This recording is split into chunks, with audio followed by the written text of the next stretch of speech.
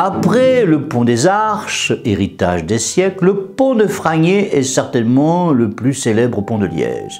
Ce pont des Anges est un héritage de l'exposition universelle de 1905 qui avait totalement remodelé ce quartier périphérique et, à vrai dire, ignoré par l'histoire car assez éloigné du cœur de la cité.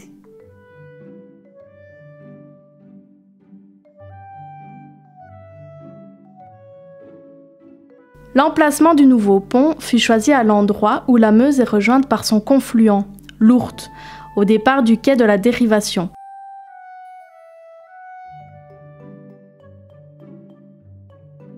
Ce qui fait qu'il semble enjamber 2 fois le cours de l'eau, comme on le voit sur cette vue aérienne.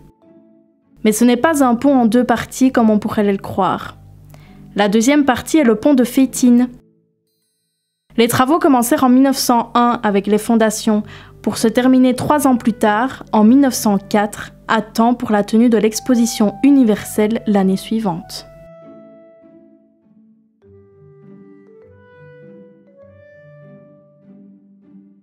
C'est un pont en arc ayant 3 articulations. Il fait plus de 177 mètres de long, 17 de large et pèse au total 1800 tonnes. Il comprend une structure métallique, œuvre des entreprises John Cockerill, et prend place, malgré son lien avec l'exposition universelle, dans un large projet d'aménagement et de rectification du cours de l'Ourthe. Il est très inspiré de son grand frère parisien, le pont Alexandre III, à hauteur des Invalides. Ce dernier pont terminé à Paris en 1900 est lui aussi lié à l'exposition universelle, celle qui se tint l'année de son achèvement.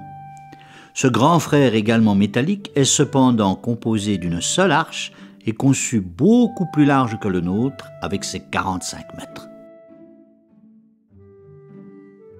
À y regarder de plus près, ce sont les ornements du pont Alexandre III qui semblent avoir inspiré des Liégeois, avec ses renommées sur les 4 pylônes d'entrée. Oui, mais il y a aussi ces pylônes caractéristiques et les enjambements de la structure de métal. Petit cocorico en passant, pas bien méchant, le pont Alexandre III est quand même plus court que le nôtre, avec ses 152 mètres à peine. Il fallait oser le dire, et tu l'as dit. On a l'air... Œuvre d'un ingénieur des ponts et chaussées liégeois, Émile Jacquemin, notre pont des Anges est surtout remarquable pour l'abondante décoration de ses pylônes, de ses piles et de ses annexes, à savoir ses murs en retour et ses balcons. C'est l'architecte Paul de Many qui conçut ces décorations au temps de la réalisation du pont, comme par exemple ces garde-corps en bronze doré qui évoquent le soleil.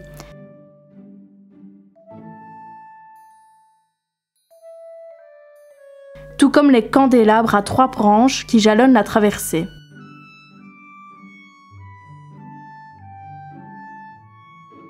Toutefois, les statues du décor allégorique sont dues au talent de Victor Rousseau. De chaque côté du pont, 2 pylônes surmontés de renommée, chacune en bronze et recouverte d'or fin. Au total, 4 pylônes et 4 renommées. Celles-ci sont des divinités ailées de l'Antiquité gréco-romaine, qui avaient pour mission de colporter les secrets et les triomphes des mortels, d'où ces trompettes dont elles sont affublées. Ces fameuses renommées ont fait appeler, par erreur, le pont de Fragné le pont des Anges. Nous sommes trop loin pour le voir, mais ce sont des éphèbes parfaitement sexués.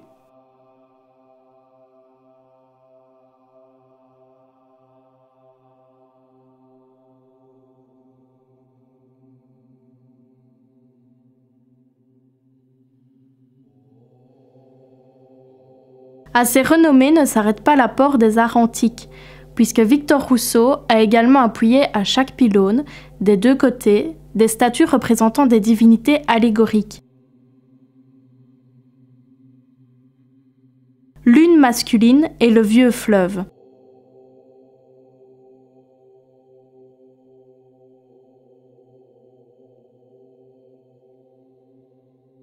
L'autre féminine est le nouveau fleuve.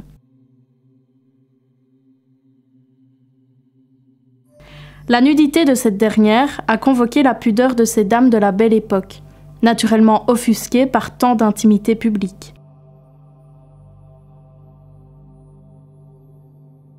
Enfin, 8 tritons couronnent le piédestal des piles ou les murs en retour des culées.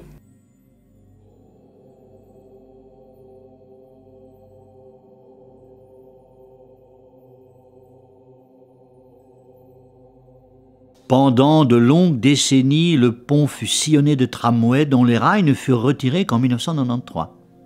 Ces vieux tramways verts des années 1900, fabriqués à Seraing, furent mis en circulation au moment où le pont de Fragnier sortait de terre. Ces motrices décorées dans le style Art Nouveau disparurent définitivement en 1968, supplantées par les autobus au diesel. Je n'ai qu'une chose à dire finalement. Quel beau pont! Oui, classé en 1994 au début d'un vaste chantier de rénovation qui durera 7 ans jusqu'en 2001. Où chaque élément de l'ouvrage eut droit à un lifting complet, comme par exemple les renommées. Surtout en 2013, il fut classé au patrimoine exceptionnel de la Wallonie. Mais le pont que nous admirons aujourd'hui n'est pas le pont des origines. C'est une deuxième version. Hélas, épargné par la Première Guerre mondiale, le pont de Fragnier fut frappé de plein fouet par la deuxième.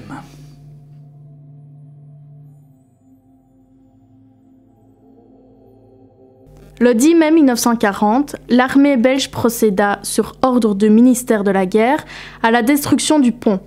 Il s'agissait de stopper la progression fulgurante de l'armée nazie. L'ouvrage fut totalement détruit. Les 3 travées furent précipités dans la Meuse. La décoration les suivit, tritons et candélabres, pratiquement toute la décoration de l'ouvrage.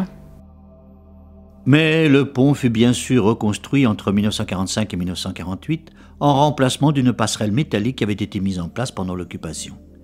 Les éléments de décoration avaient été repêchés dans la Meuse et réparés.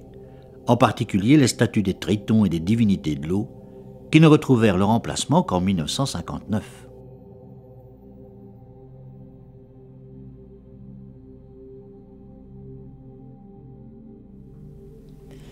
Il n'a pas changé depuis notre pont. Très peu.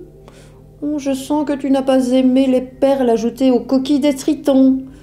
Tu es un incorrigible conservateur en matière de patrimoine. Ce que tu viens de dire est un véritable non-sens. Quand on aime son patrimoine, on est forcément conservateur.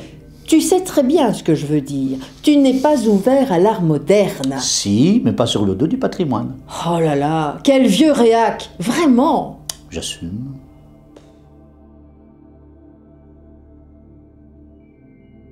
En avril 2023, le célèbre pont se rappela à notre bon souvenir lorsqu'une artiste locale d'origine ukrainienne, Maria Vitagorad, eut l'idée de faire poser sur les 4 coquillages vides que les statues de Triton portent sur le dos 4 perles de béton d'1 mètre de diamètre et pesant chacune une demi-tonne.